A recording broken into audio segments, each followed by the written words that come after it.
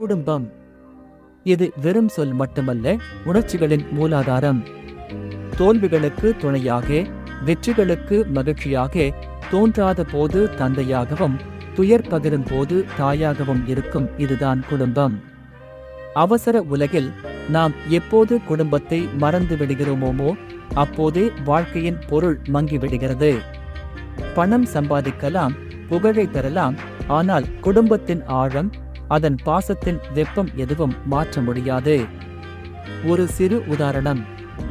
ஒரு குழந்தை சிறுவயதில் ஓர் அன்னையின் கைகளை பிடித்த போது கிடைக்கும் பாதுகாப்பை ஏன் எந்த நிலையிலும் மறக்க முடியாது?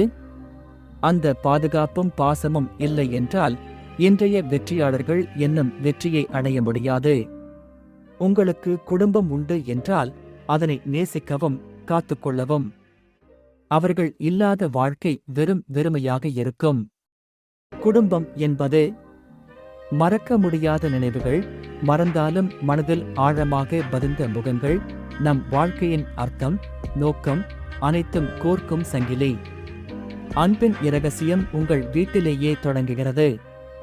அந்த பாசத்தை நீங்கள் காண்கையில் உலகின் மிகப்பெரிய சந்தோஷம் அதுதான்.